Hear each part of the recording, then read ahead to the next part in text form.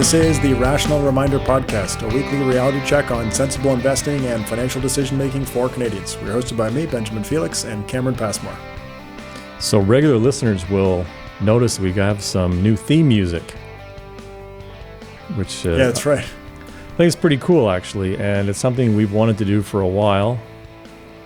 And we wanted something upbeat, Canadian sounding. So there's places you can go to get music made, I guess, for podcasts, but I kept thinking about, well, there's got to be a solution that we can come up with. That's when I reached out to a longtime friend and musician, Trevor May, who was part of the local Ottawa band called Cornflower Blue. And I said, look, we want something kind of blue rodeo, tragically hippish, and this is what he came up with. And I think it's pretty good. What do you think?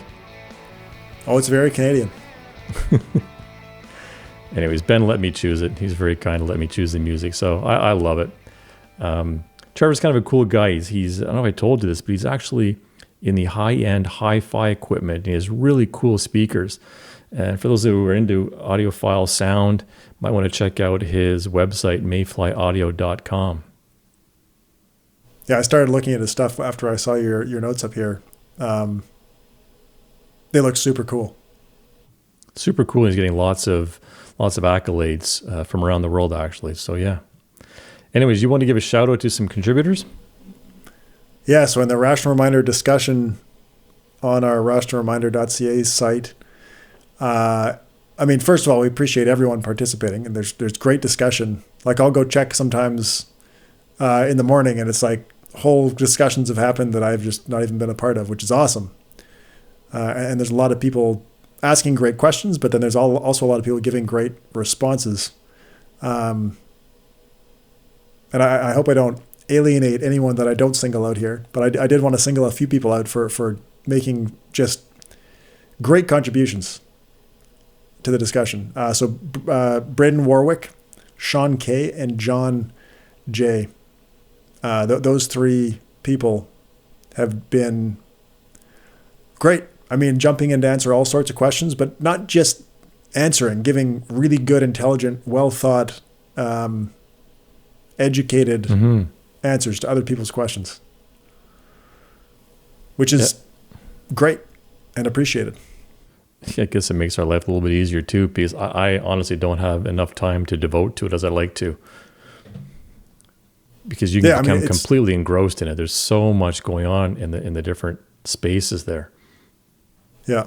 And now we're getting on the YouTube side as well. There's comments over there. Yeah. It's good to see the discussion take a life of its own. And I actually saw for the first time somebody commented on an old discussion thread. Someone commented that they had successfully used Control F to find a topic, which I thought was pretty smart. Because there's no way to search by topic, but you can use Control F to search, which apparently works. Anyways, not the shortest episode today, but that's okay. Lots of great content. I thought your discussion don't talk about the different models. Go to the episode. No, anyways, here you go. Enjoy it, and we'll go out with this snappy new music.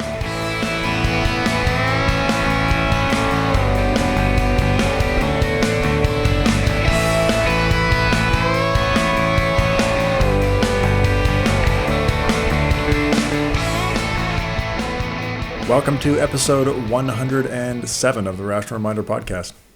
So quick book review this week, something I heard about mentioned on Barry's Masters in Business in his interview with Ron Carson, and also on Patrick O'Shaughnessy's Invest Like the Best.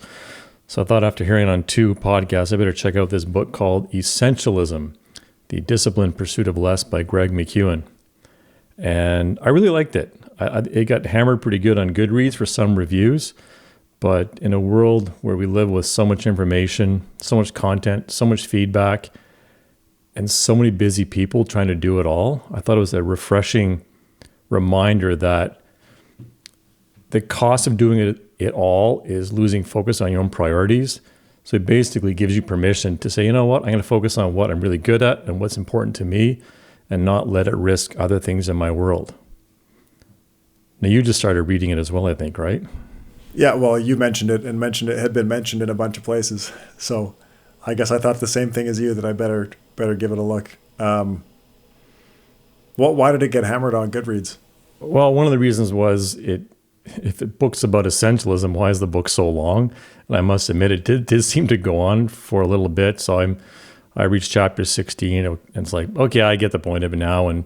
But I really did enjoy it. I mean, as the author says, essentialism is not about how to get more things done. It's about how to get the right things done. It doesn't mean just doing less for the sake of less either. It's about making the wisest possible investment of your time and energy in order to operate at our highest point of contribution by doing only what is essential. Now, not all of us live in a world where we have that much freedom, certainly in our day-to-day jobs. But it is worth considering as you take on more and more tasks. And he talks about in the book how if you become the go-to person in the office because you get stuff done well, that can really lead to a dilution of your true value add in the office environment. So it's worth thinking about, I think. Oh, absolutely. He has a diagram in the book where it's got a circle with a bunch of arrows pointing out of it in all different directions, short little arrows. And then beside that, there's a picture of another circle with one big long arrow pointing up. And it's basically trying to show the benefit of focusing on one thing, doing one thing well as opposed to trying to do everything. Yeah, conceptually, it's makes a lot of sense. I like the premise of the book. I don't know if I'll read the whole thing, especially after your comment just now. Well, I think the premise is great. And I mean, he also questions, why do we celebrate being busy? I mean, so many people you ask how they're doing, it's, oh, I'm so busy. I'm so busy. Almost like that's a badge of honor. And it's like, well, what if we stopped being so busy and had more time to focus on, listening, pondering? He suggests meditating, just enjoying time with the most important people in your lives as opposed to just being busy. And in this world where we're all connected to our cell phones and all the other devices, especially in this work from home environment, you can be really cautious not to get dragged in because almost, as we've said at work, all the days kind of mash in together now, right? Your office is right in your home, and it's so easy just to keep doing it, especially, I would say, we're fortunate, you and I, where we love what we do, and we do spend a lot of extra time doing this, but I think you'd agree it doesn't necessarily feel like work to us. Yeah, I do agree. Anyways, main point, he says, if you do not prioritize your life, someone else will. And he says your highest priority should be to protect your highest priority. So I think it's worth reading. Another interesting quote that he mentioned is that the word priority came into the English language in the 1400s, and it was singular. It meant the very first or prior thing. He said it stayed singular for the next 500 years. Only in the 1900s did we pluralize the term and start talking about multiple priorities. Huh. That is interesting. Worth reading. I'm enjoying it. So there's our book. Worth reading 16 chapters at least. Yeah, it is. Okay, on to the next topic. Yep. This one's from the Feels Like 1999 file and the Tesla share price. And wow, I've been working on this story for the past, since last Thursday, Friday, then today just kept on rolling. Did you read that Tesla's market cap increased today? So this is Monday, July 13th, more than its total market cap was last October, when to great fanfare, the market cap at Tesla surpassed the market cap at General Motors. Yep. I did read that in a Teams message from you this morning. That's today. Elon Musk's net worth has passed Warren Buffett's, like over $70 billion now. Yeah. But this past week, so this is before today, the past week, Tesla's market valuation has added the combined value of the Detroit three, so GM, Ford, and Fiat Chrysler, in just 5 trading days. Tesla's grown by an average of $14 billion in each of those days. And then today, the 13th, it adds $35 billion in market cap today. Isn't that wild? Big growth expectations to deliver on built into the price there. It's unbelievable. So it's reached $322 billion in market cap. And that market cap exceeds the market capitalization of all but 9 of the companies in the S&P 500. Incredible. And the increase so far this year, just the increase this year, is bigger than all but 30 of the S&P 500s. And interestingly, it's the largest company by far that is not in the S&P 500 index. And did you know there's not a single car company in the Dow 30? No. So do you have a theory why it's rising so much? Oh, My theory doesn't matter. I don't know. I mean, it's a growth stock. The market's seen this before. Tesla's not the first growth stock to go to the moon. But we also kind of know how the growth story ends, which is in the value premium eventually. Not that you're predicting anything, of course, but I mean, some have said it's the power of the narrative, and it is a great story, no doubt about it. Another comment I read was, it's not a traditional company, so how do you put a traditional measure on it? Oh, and then, have you ever heard that before? No, never. Of course not. I remember back in the late 90s, people were talking about, was it PEG ratios? Price divided by earnings growth rate. So you get away from price earnings growth, yeah. The silly, book to market and whatnot. Those things are all so passé. There's also lots of speculation that it will be included in the S&P 500. So I think a lot of people might be trying to pick it up, thinking that all the index funds will have to pick some up. But I read one comment that disagreed with the assessment, saying these managers do not understand that this is not a winner-take-all industry that those names are in, noting that there are more than 180 electric cars that are slated to come out by 2025. And this is the part that gets me. It's like, as great as Tesla is, and clearly it's a phenomenal product, but man, there's a lot of competition, some very big competition. And you got to think that they're not going to let Tesla eat their lunch. Maybe, I can be totally wrong, but boy, there's a lot of serious capitalization companies competing there. That's what I mean when I say that it's got some big growth expectations built into the current price. Like that's a lot to deliver on. And like I said before, glamour stocks or growth stocks, whatever you want to call them, have been studied pretty extensively. And I mean, that's one of the part of the basis for the concept of a behavioral story for the value premium is the overpricing of glamour stocks. People pay on average too much for growth stocks is the behavioral story.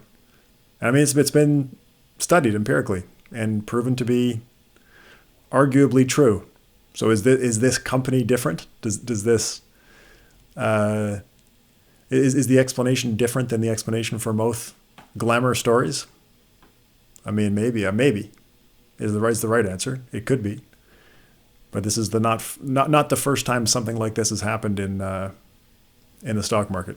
Well, here we are, July 13th, 2020, and it's trading just below $1,600 US a share. So we'll see.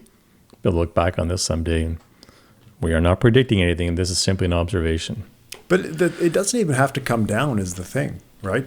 It could grow into its price over the next 10 years. Like maybe the returns are, I doubt this is going to happen, but the returns could be flat or just lower right for the next little while. But there's a ton of good news. There's a ton of good news being priced in this, and a lot of expectations priced into this. So we shall see. Question we wanted to follow up on from our discussion 2 weeks ago about Robinhood.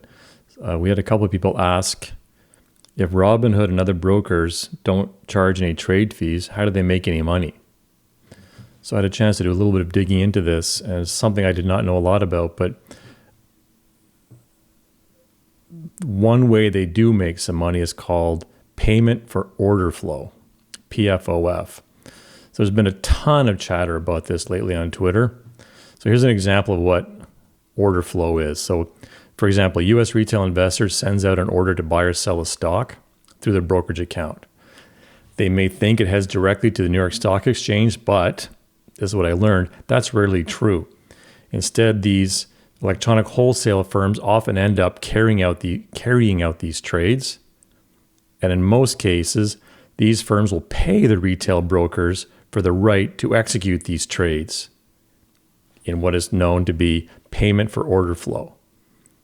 So the system has been credited with lowering trading costs for typical retail investors, but there is a lot of discussion by regulators about wondering if it's in the end client's best interest. And this was a lot of debate, and I don't know enough about it to know which side to come down on.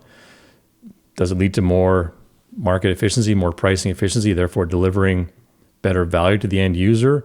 Or is it scraping off a few pennies per share that should have been in the retail investor's hands? Do you have an opinion? I don't know enough about the underlying structure. I mean, it seems like it shouldn't matter either way. Like you're paying for the trade one way or the other. About How much of a difference? About 1 in 5 trades in the U.S. are handled by these kinds of wholesalers, according to the research firm Tab Group. 3 of the best-known brokerage firms are the big ones in the U.S., which are E-Trade, TD Ameritrade, and Charles Schwab. Get this, took in more than $300 million in revenue in Q1 2020 for order flow. Robinhood received over $90 million of PFOF in Q1. Another thing I didn't know, order flow was pioneered by Bernie Madoff, the famous Ponzi scheme notoriety. And he was paying firms like Charles Schwab and Fidelity a penny or two for the right to make their trades. So is it a good thing or a bad thing? I'm not totally certain. I don't believe it's permitted in Canada.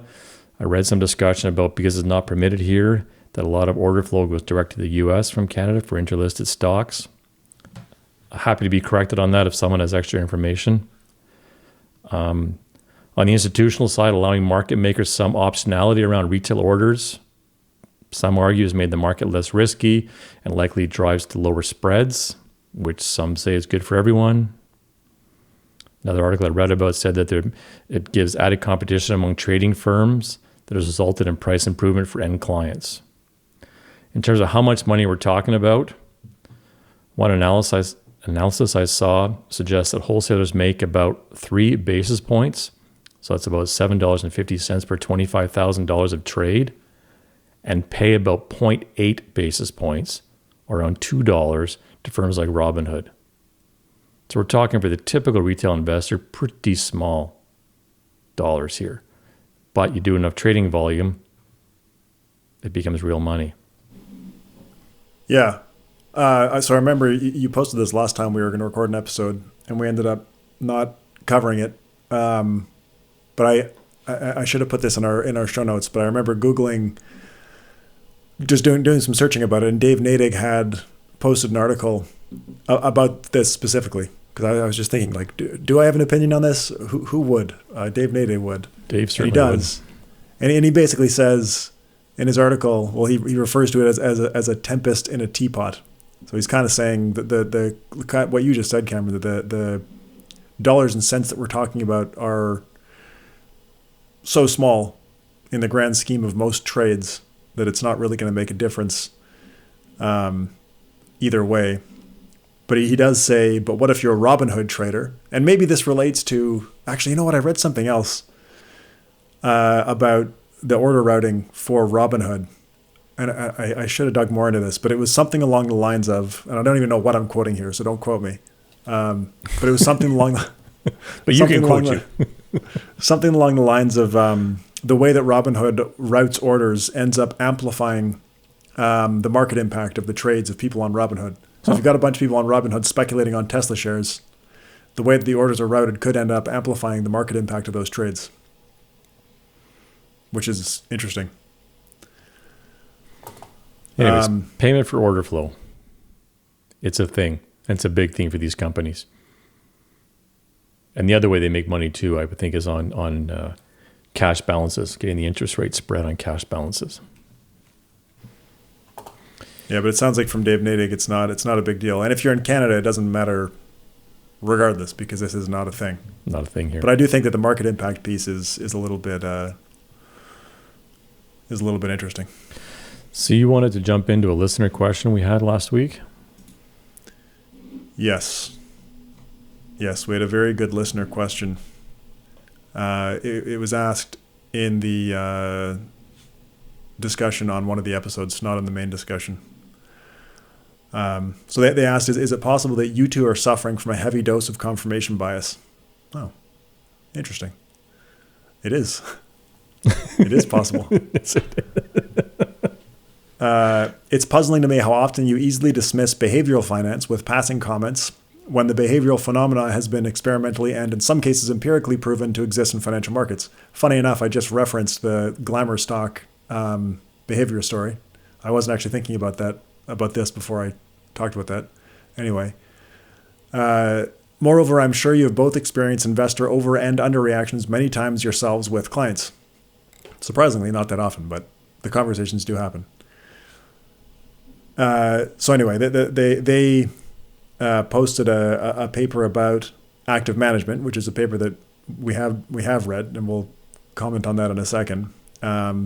But it's a paper called "Challenging the Conventional Wisdom on Active Management: A Review of the past 20 years of academic literature on actively managed mutual funds." And it's like a literature review and discussion. So we will share our thoughts on that in a second.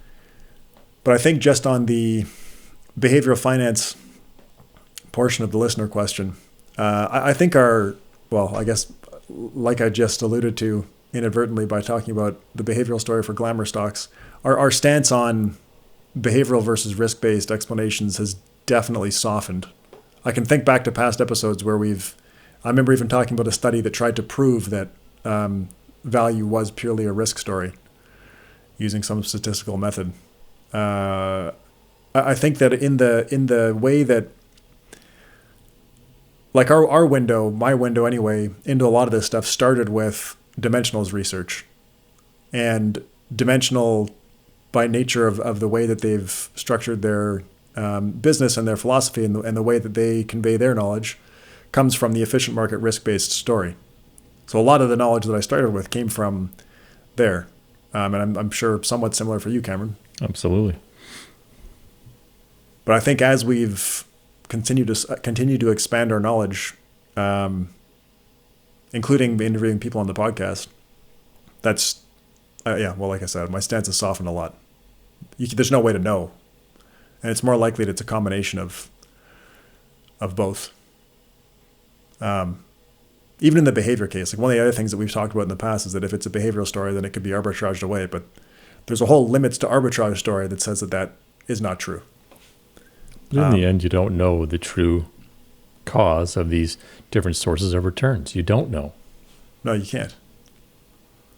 You can't. So I don't think we've ever been that dogmatic about it, but certainly talking to different people over the years, but especially over the past 2 years on the podcast, we have a much greater appreciation of the different nuances behind the sources of different pieces of return. Yeah, and even just to say you can't know. Like you can try and make the argument that it's a purely risk-based story, but it would be a foolish argument to try and make. Yeah. But I think that we have taken a harder stance on that in conversations on the podcast in the past, Cameron. But I don't think that's the right way to approach it. So anyway, I mentioned that conversations on this podcast with guests have been part of the reason that we've sort of softened on that position. So we wanted to play a couple of clips from people who are much smarter than us and more formally educated than us on asset pricing theory. And in these clips, they're saying that it's probably both, or that you can't think it's one or the other. So anyway, first we're going to play this clip from Marlena Lee, who's the head of investment solutions at Dimensional Fund Advisors. And this was from episode 79. I think that there's actually a lot of different reasons why stocks may have different returns. Certainly risks are part of it, but you can have investors have different tastes or preferences for certain stocks over others, and that would be just one more reason to expect differences in returns. I actually don't think of it necessarily as risks or behavioral. I kind of think of it as risks and behavioral because both contribute or potentially contribute to driving differences in expected returns. And now we're going to play a clip from episode 93 with Cliff Asness from AQR.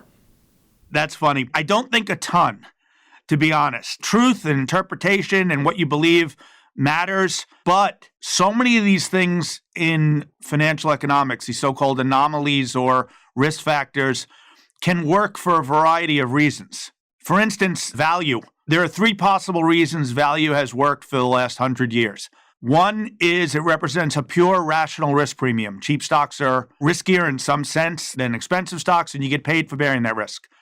The next is irrationality. Cheap stocks are cheap, at least partially by error, and vice versa. The third is it was all dumb luck and it's never going to work again.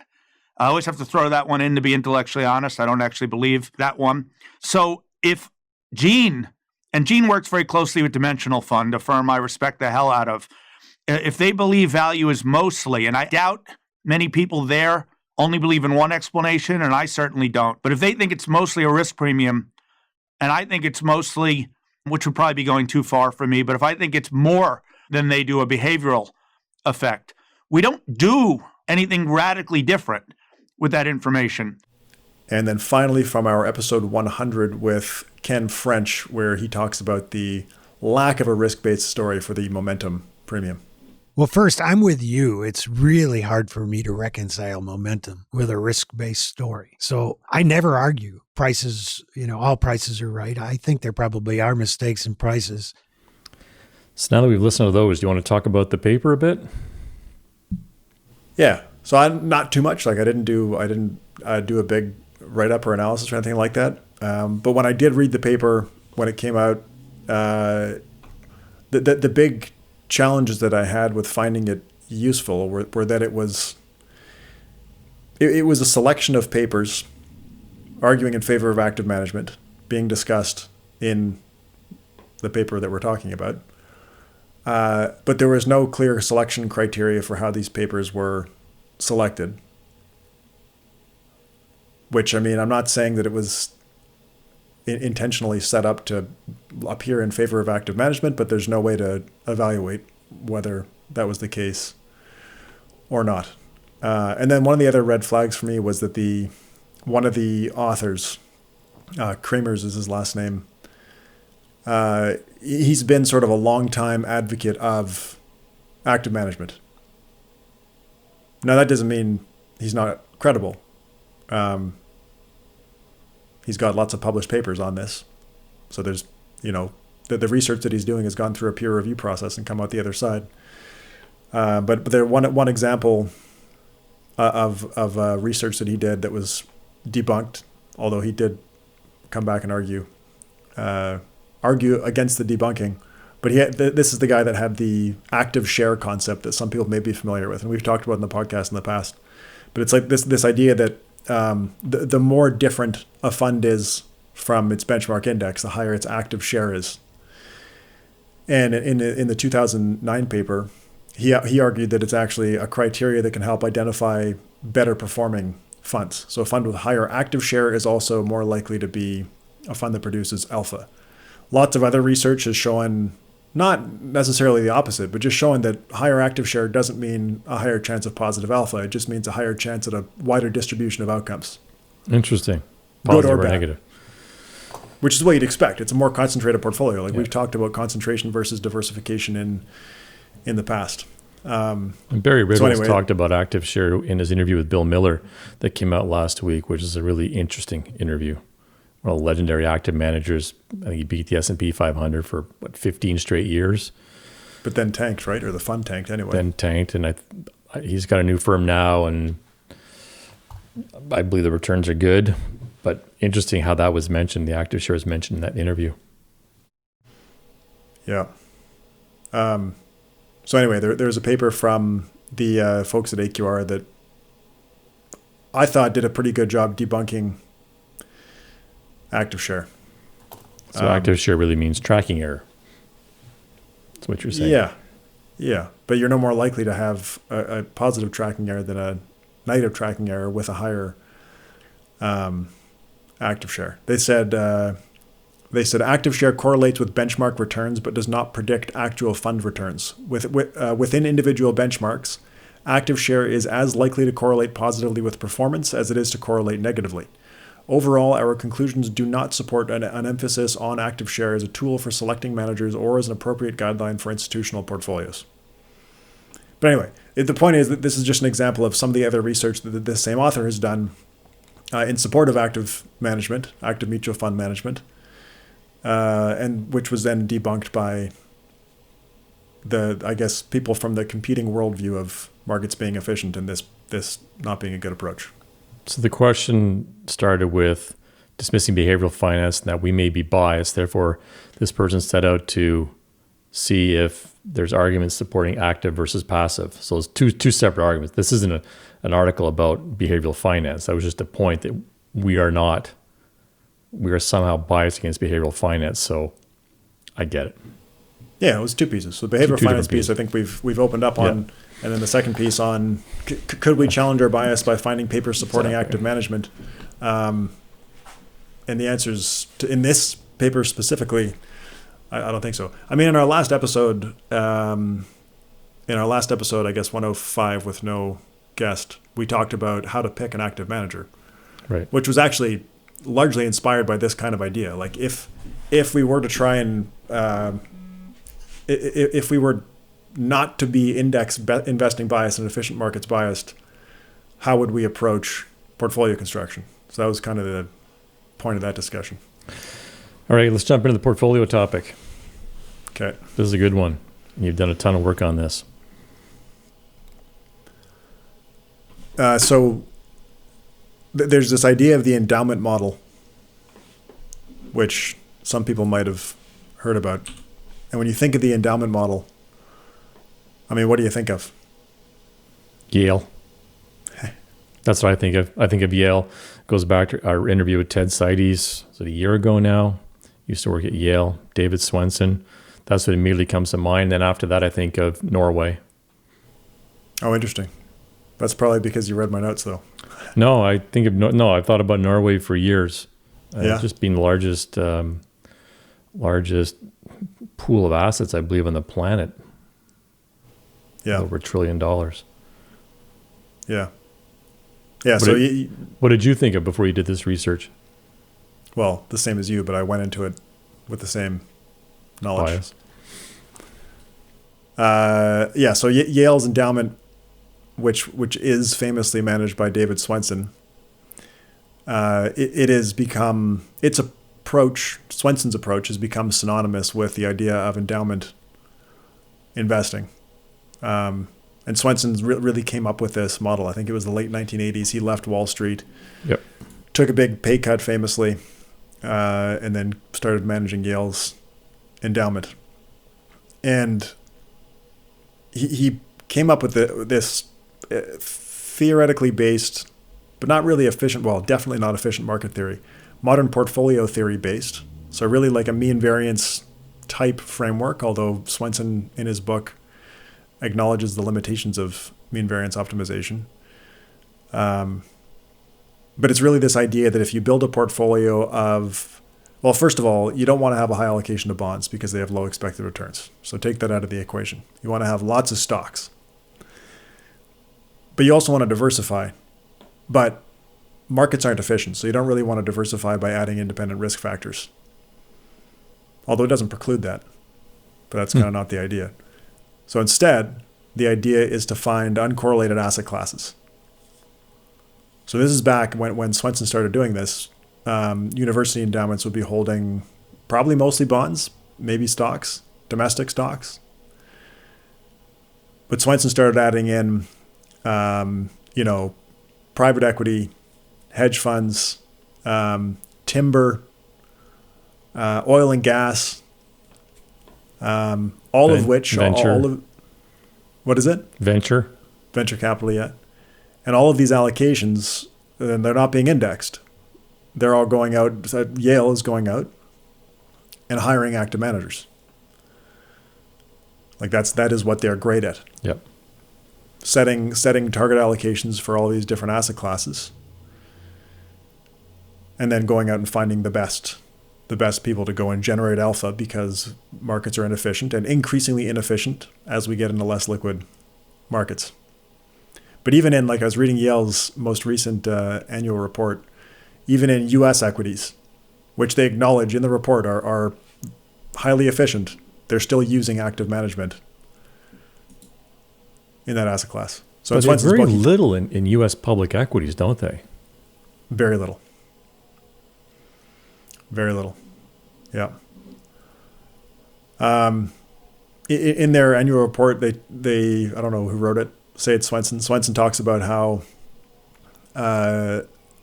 they use a combination of mean variance analysis, which, like I mentioned, they know there are limitations to, and there definitely are, and market judgment to set target asset class weights.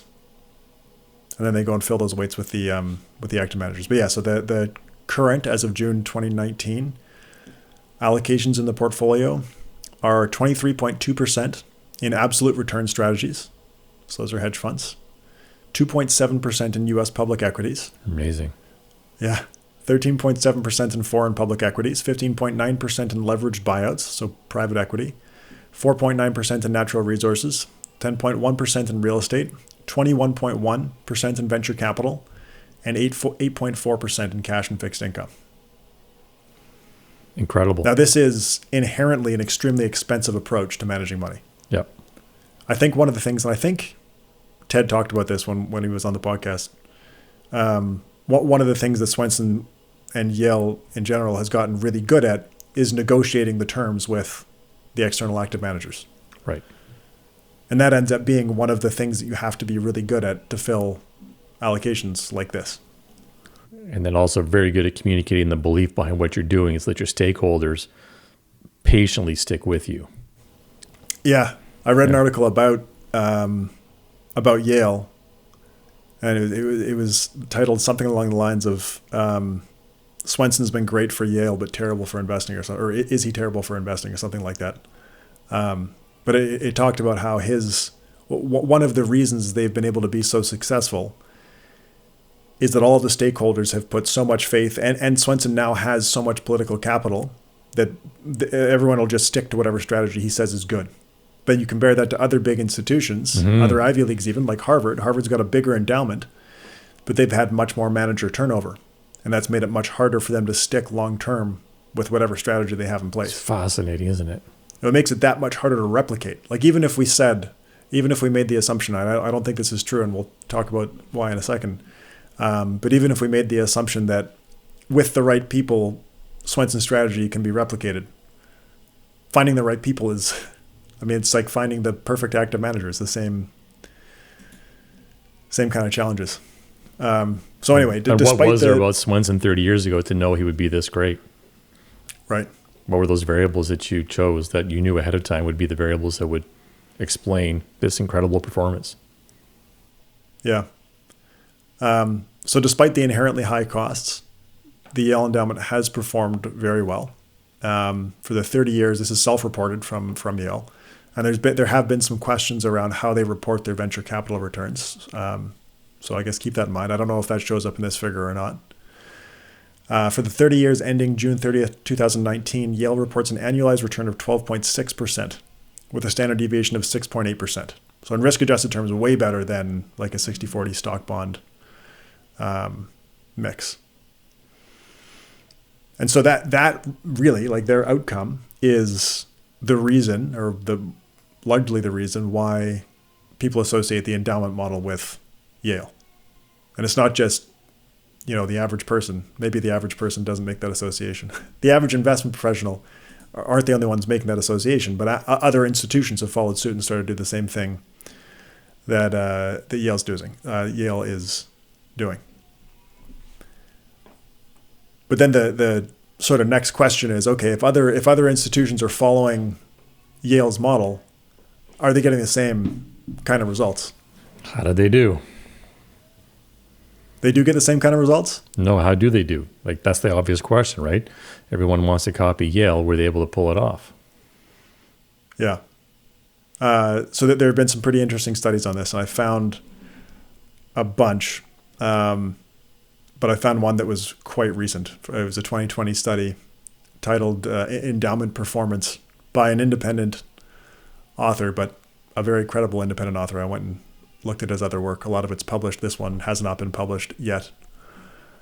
But so he looks at the relationship, and this is a well-known relationship. This part of the research is not new. He's just stating it to be true, which it is, which is that there's an obvious correlation between endowment size. So specifically for higher education endowments in the United States, there's an obvious correlation between endowment size and allocations to alternative asset classes. Okay. And that shows up in returns where larger endowments have higher historical returns than smaller endowments. So they have both these higher allocations to alternatives and also higher historical returns. So that so far seems to be validating the Swensen endowment approach. But a lot of this paper that I'm talking about now, it focused on controlling for risk. So you can say, okay, well, they've allocated to alternatives, they've done better. Great. But what if you control for risk? Have they done better in risk-adjusted terms? So in this study, they created risk-appropriate benchmarks. It's kind of like, if anyone remembers the discussion we had about CPP a long time ago, where CPP said, look how much better we've done relative to our reference portfolio. And then we went and created a more risk-appropriate benchmark and showed how poorly they've actually done. So this study does the same kind of thing. And they find negative alphas across the board, even for the largest funds. They did find that some funds had positive alphas, but none of the positive alphas were statistically significant. Wow. Which is obviously interesting.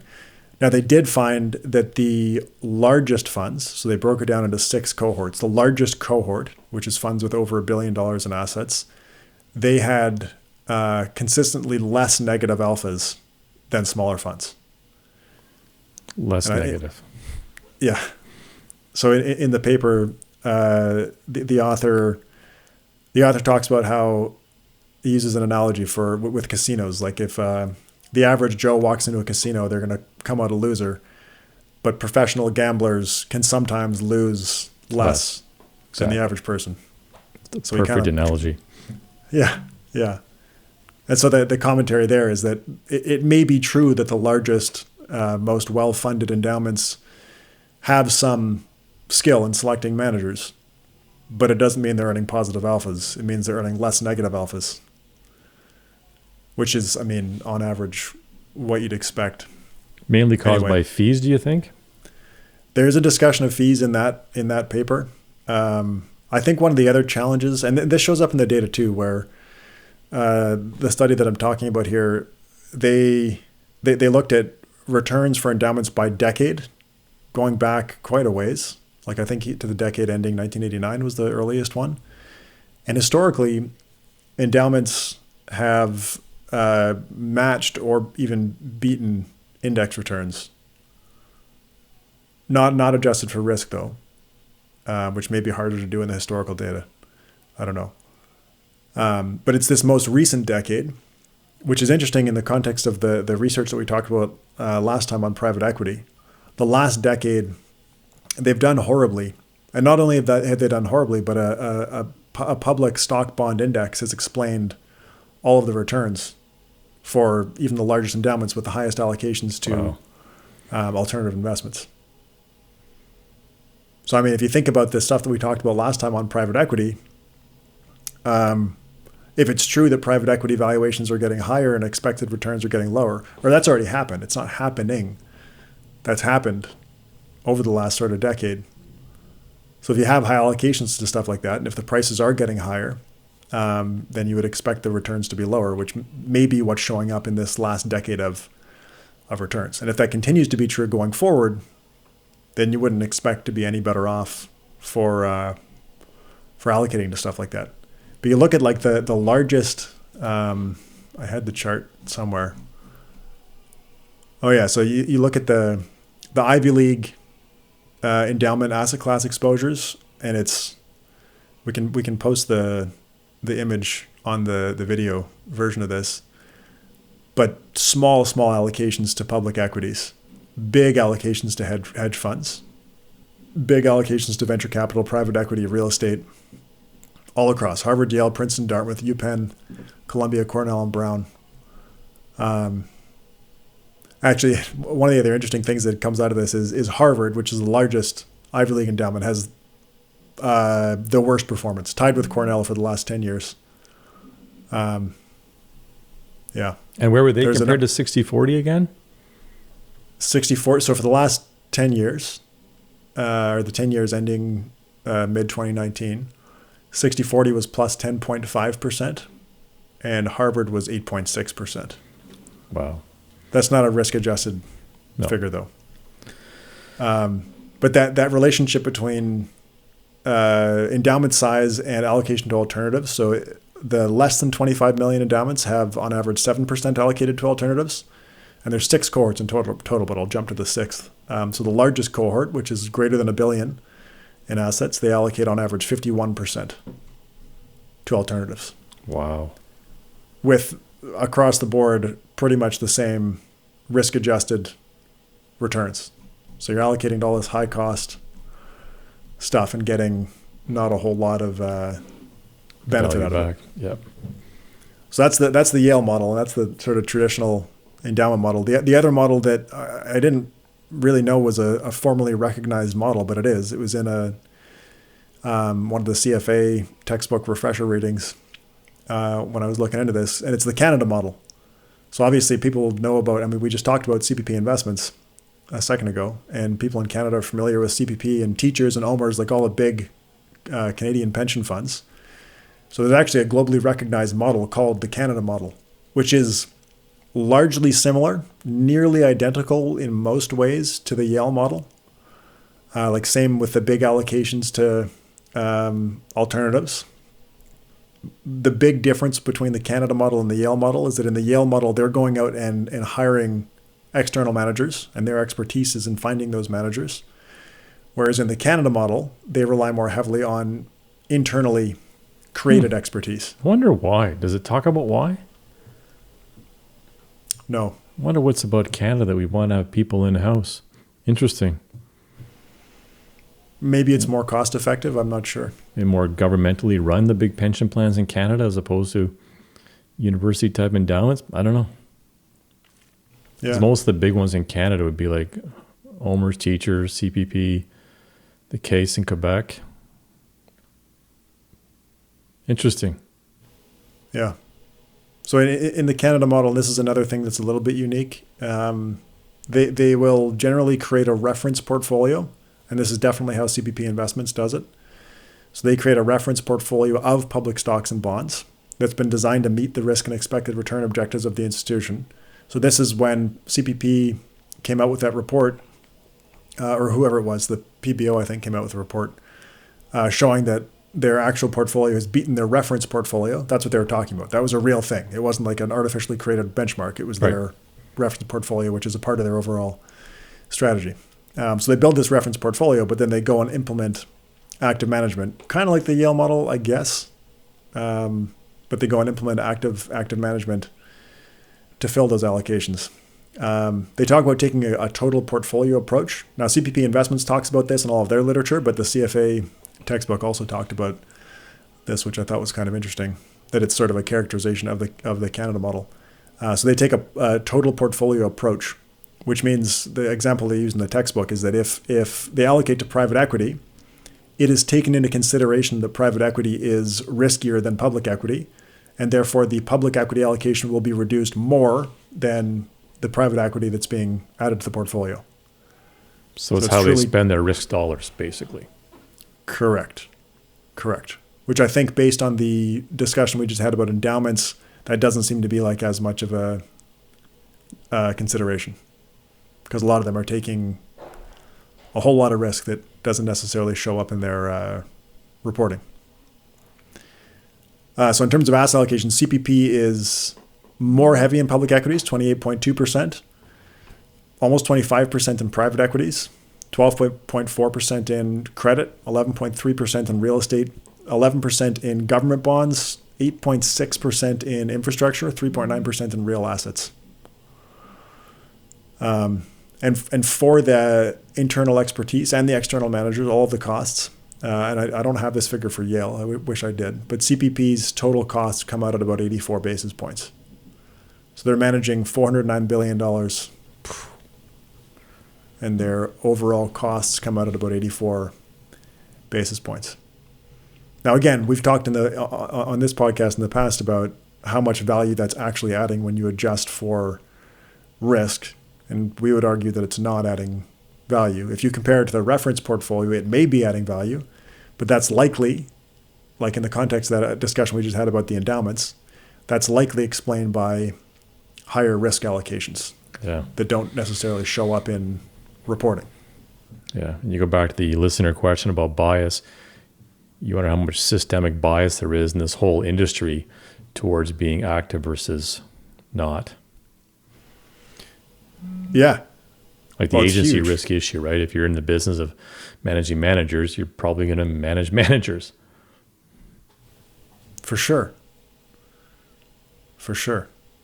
And that's, I mean, you look at the literature from some of the other Canadian pension funds, so not CPP, although CPP says the same thing. Some of them are outright explicit about the fact that markets are inefficient and that they add value through active management. Yep. And it's like, you just kind of throw your hands in the air like, what? What do you mean? Where are you getting your information from? So anyway, those are the two probably most dominant in terms of assets endowment models for managing big institutional pools of money. The Yale model and the Canada model, which are largely similar in terms of their large allocations to alternative asset classes. Just the difference being in the sort of governance model, I guess. Or maybe the management model, whatever you want to call it. In both cases, you have a lot of complexity and you have high costs, which come with complexity. I think it definitely appeals to the agency issue that you were just talking about, Cameron.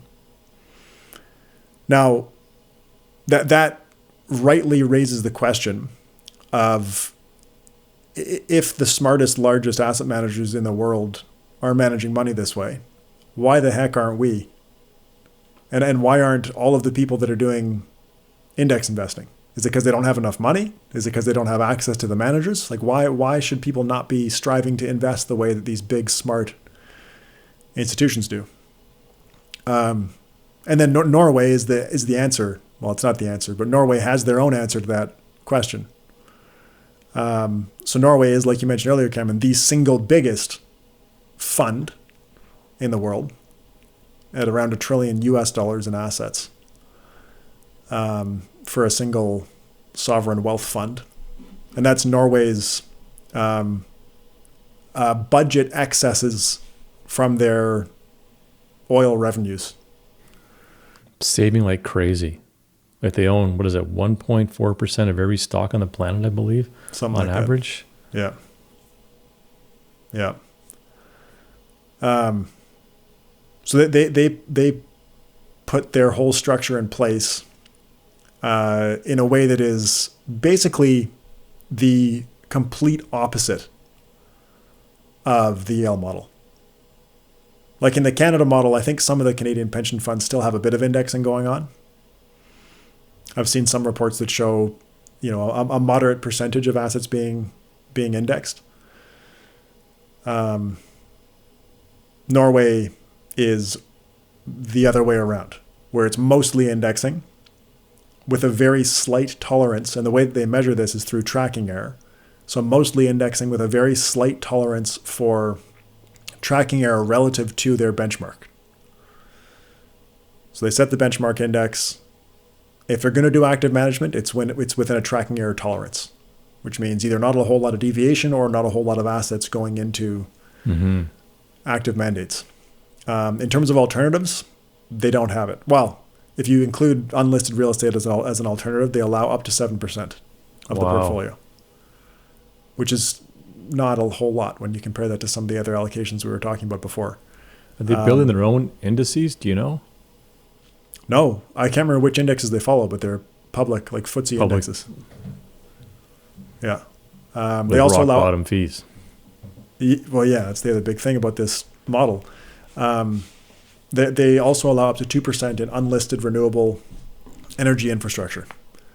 And I think that's more of a philosophical thing. Like it's not necessarily to maximize the expected returns. I don't think. Right. Because I know being sustainable and responsible is a huge part of their political mandate. So anyway, the overall, the stock bond mix ends up being roughly 70-30, I believe. And I think the real estate is slotted in with the fixed income. Now, the most interesting part to me, my bias is coming through, is that when you look at their investment strategy, which is set by the Ministry of Finance in Norway, and then the actual management is done by Norges Bank. But the strategy and mandate are set up by the Ministry of Finance. They talk about on their website how their investment strategy is underpinned by a core set of beliefs. The first one, at complete odds with the Canadian pension funds that I just mentioned, and absolutely at complete odds with the whole Yale model. Their core belief, their first core belief is that markets are largely efficient, not inefficient. So you can see why that asset allocation flip happens, where they're largely index with slight active as opposed to largely active with slight index. It's because their belief is the opposite, which I guess makes sense. So Norway the Ministry of Finance believes that markets are largely efficient.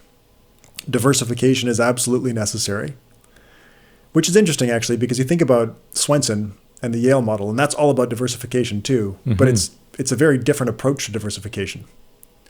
Like, let's get a whole bunch of different asset classes and then find active managers within each asset class and call that diversification. Well, it's diversification in the effort to seek risk and return, whereas the Norway model is diversification to capture what is there to be had. Oh, you know what? You know what it is? You've said it fine, but it's Yale is trying to diversify sources of alpha. Norway is trying to diversify sources of beta. Correct. Yeah. And that's actually so within their mandate or within their stated strategy, a focus on earning risk premia. So not just the equity risk premium, but multiple long-term risk premiums is part of the mandate. So that's tilting toward value, smaller companies, and there's a couple other that they're pursuing too. Having a clearly articulated benchmark, which they have a tight tolerance against. So very different from CPP, where CPP has a reference portfolio, but then they're going like pretty hard on active without a whole lot of concern about how much they're deviating from the benchmark. Obviously, they're hoping to do better than the benchmark in CPP's case. In Norway's case, they have a clearly articulated benchmark with a tight tracking error for their overall strategy. They do have a commitment to responsible investing built in there, which shows up in the Credit Suisse annual returns yearbook. I think that's where I saw this. They talk about Norway specifically and how they've lost a bit, like a few basis points, by having their responsible tilt away from the market. In the most recent report for Norway, so keeping in mind CPP comes in at 84 basis points, Norges Bank comes in at 8 basis points in total costs. Bigger fund, but it's an order of magnitude higher cost for CPP.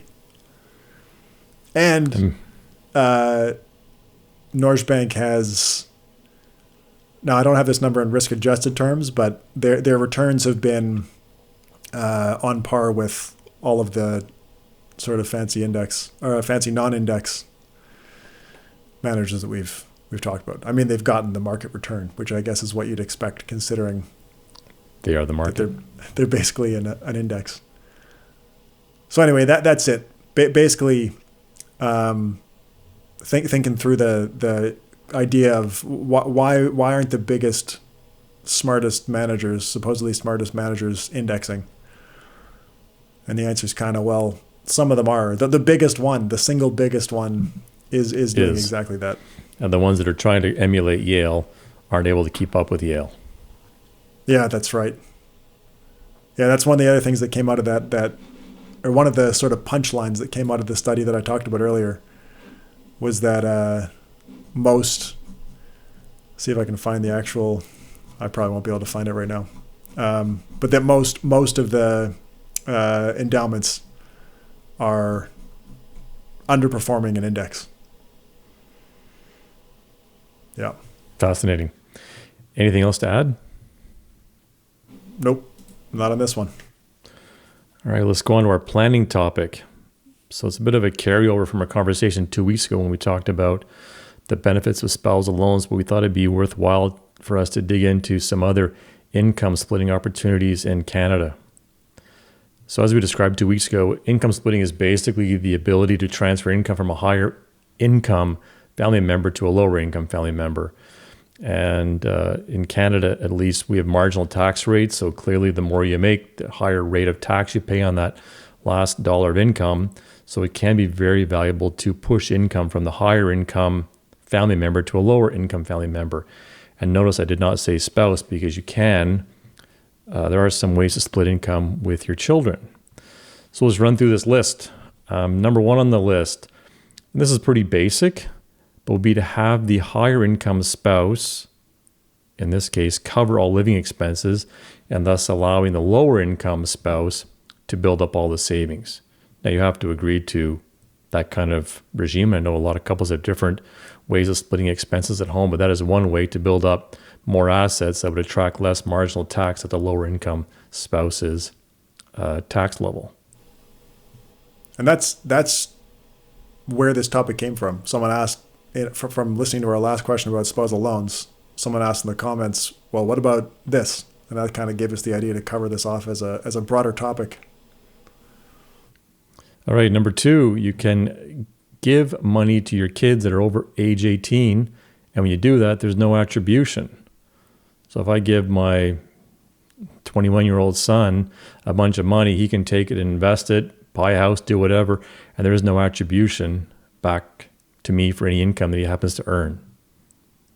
Now, one thing you can do to protect yourself, and I've seen this a number of times over my career, where often parents will give their adult children money for a down payment on a house, and then in the event of a relationship breakdown, that can kind of get muddied up in the division of assets. So one way to protect yourself there is to do a documented loan to the adult children. So that protects the asset. Does that depend what the child, because if you give a gift, if you give a gift to a child and then they get married or start a relationship after that, unless they put that money into the matrimonial home. Correct. It would be excluded from the separation. Exactly, but it gets muddied when it gets put into the house. The house, but often that's something you see so often, right? My kids are buying a house, want to give them money for their house, right?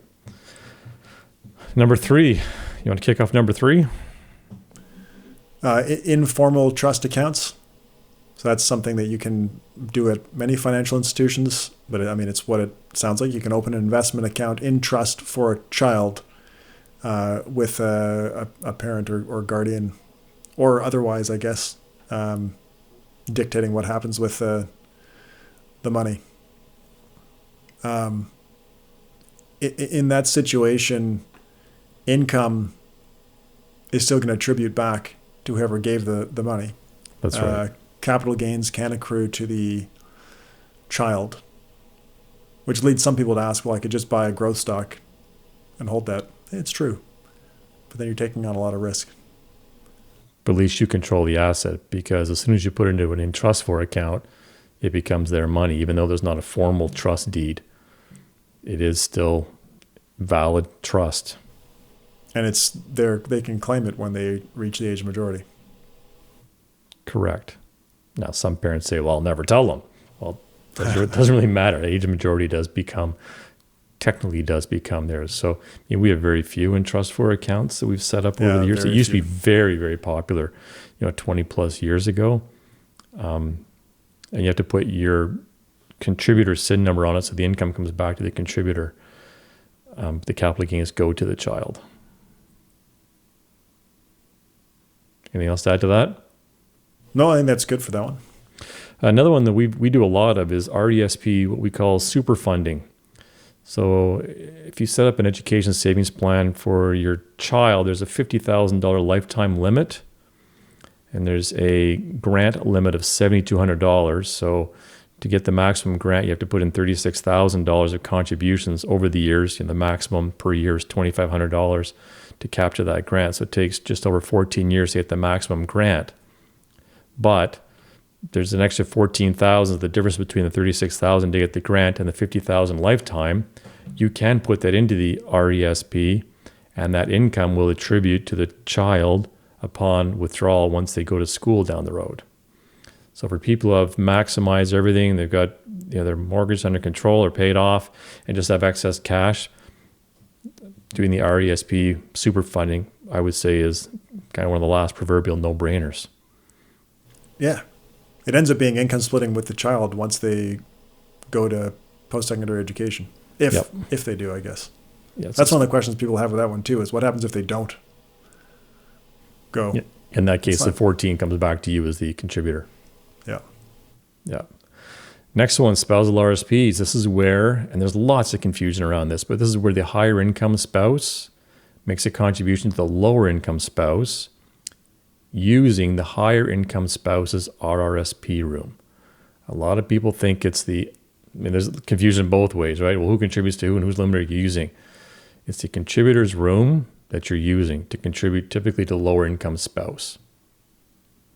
So it's not as big a deal as it used to be, because RIF income, registered retirement income, fund income, when you're retired can be split, but still it's wise for couples to get to retirement with similar pools of assets. So one person has a pension, the other person doesn't. Well, the person with a pension might want to consider doing spousal RSP contributions to their spouse. I've also heard some people say that there's no guarantee that we're going to keep income splitting forever. Absolutely. And so therefore it makes sense to equalize the RSP accounts. I agree. And the one thing you have to watch too is the 3-year attribution rule. So any money that comes out of a spousal RSP goes back taxable to the contributor if they made a contribution in that year or the prior 2 years, up to the limit of the contribution, of course. But it follows the last in, first out accounting method. So just be really careful. And that's why some people leading up to retirement will often do their RSP contribution near the end of the year, as opposed to the first 60 days of the year, to buy themselves an extra a year sooner, being able to take the withdrawal out down the road. So keep an eye on that. Yep. Next one is the prescribed rate loan planning. So this is what we talked about 2 weeks ago with the spousal loan. And this is where the prescribed rate is set by CRA every quarter, and it just dropped down to 1% for the quarter that just started on July 1st. Make sure you pay the interest. This is where a higher income spouse lends money to a lower income spouse. It's got to be properly documented. Interest on that loan has to be paid back by the borrowing spouse to the lending spouse by January 30th of the following year. So this is the spousal loan we talked about. But in addition to the spousal loan, you can also do a prescribed rate loan to a family trust. And this is where, and we highly suggest you work with your tax and legal advisors, but this is where you're able to add members of your family and other family members to your trust to be able to possibly split income with them on any money that's earned over that 1% spousal loan rate that it currently is. Even on spousal loans, like you mentioned, talking with your tax and legal advisors, even on spousal loans, it's crazy how there's lots of little detail and nuance that can happen when you do any kind of planning like this. We discovered some stuff recently. Maybe we'll talk about it in a future episode, but not on this one. You can't throw a teaser out like that. You might as well. Well, I mean, we'll leave it at there. There are some estate planning considerations that come up when you're making a spousal loan that should be addressed in estate planning. Get all your professionals on side. Your financial advisor, your tax advisor, your legal advisors, that everyone's aware of exactly what's going on, so everyone's got everything properly covered off. Yeah. I mean, we talked about the forgiveness rules last time. Complicated. You want to make sure they're properly done. So anyway, spousal loans still should be addressed with all of the relevant professionals. The family trust, that one definitely would have other professionals involved because it's fairly complex planning from both a tax and a legal perspective. And at that time, you're probably redoing your will anyway. But a trust it's technically not an entity. It's actually an agreement. It's an agreement between the settlor and the trustees. So the settlor technically puts property into the trust and then mandates the way that the assets are to be managed in the trust agreement and delegates that responsibility to the trustees. And it's kind of funny how this happens in practice is the settlor takes like a $10 bill, literally, and settles the trust with the $10 bill, which then gets stapled to the back of the trust agreement to prove that the trust was settled and that it's a legal trust. Mm-hmm. Once it's been created, though, once the agreement has been made between the settlor and the trustees, the settler's out of the picture. And more assets can be added to the trust, which the trustees then manage on behalf of the beneficiaries or for the benefit of the beneficiaries, I guess. And to make it all worthwhile, I think most advisors say it should be at least, what, $1.5 to $2 million probably to make the effort worthwhile, with all the legal agreements, accounting. But I'm saying just in general to make it worthwhile from because there is compliance work to do with a family trust. Yeah. So when we're doing the calculations to determine if it makes sense or not, we use $2,500 a year as the compliance cost, the tax filing and advice cost. And we use $5,000 as the initial setup cost. And that seems to be in line with what we see when people are actually doing this planning. But yeah, for sure, it has to be worthwhile. You're probably right that $1.5 million is the mark where it makes sense. I used $2 million in some just sample calculations to give people a feel for the numbers. But if we imagine a scenario where one spouse has their personal income above the highest tax bracket, other spouse has no income, and we'll imagine that there are two minor children with no income in the scenario. Oh, and one other thing on the trust. One of the tricky things about it is that after 21 years, the trust has a deemed disposition, which means that it's as if the trust sold all of its assets. It doesn't actually have to sell them, but for tax purposes, it's as if it sold them. It realizes all of the gains that have accrued in the trust. Brings your cost base up to market value. Right. So that's included in the numbers that I'm about to mention here. So if we assume the spousal loan scenario, so the higher there's a $2 million portfolio. I don't know if I said that. A $2 million taxable portfolio owned by the higher income spouse. So in the scenario where the higher income spouse loans that to the lower income spouse at a 1% prescribed interest rate, the net present value of the benefit of the planning, and I was using a 70-30 portfolio in this example. So this is the net present value discounted at the rate of return of a 70-30 portfolio. Ends up being $271,000 over 21 years. This for a spousal loan. For a spousal loan. Correct. So, I mean, meaningful. Yeah. Yep. Meaningful. And if we expand that to a family trust, including all the costs that we mentioned, and there are two child beneficiaries in addition to the no income spouse, and then we constrain the kid's income to $11,000 per year, which is the basic personal exemption. Now, there are two reasons you would do that. One is they won't pay much or any tax on $11,000 of income. The other one, and this is one of the other planning implications of the family trust, is that everything that you allocate to the child in terms of income, you get the benefit of them paying tax on the income at their tax rate. But the cost, I guess you could call it, is that income is now the child's. And when they turn 18, like the in-trust for account that we mentioned, they have claim on that asset. Exactly. So you have to be comfortable with them getting those assets at the end of the day. Right. Which is why you might cap it at $11,000. Some people might say, well, I want the maximum tax savings and plan on giving my child, hundreds of thousands of dollars when they turn 18 anyway. Then great. You might up that to $30,000 or $40,000 per year or more. So anyway, if we cap it at $11,000, the net present value of the planning increases to $311,000. So at $2 million with two children in the picture, the trust, it's pretty clear cut. It makes sense from a dollars and cents point of view. And then there's also income splitting that you can do after retirement. Number one is you can split your pension at any age.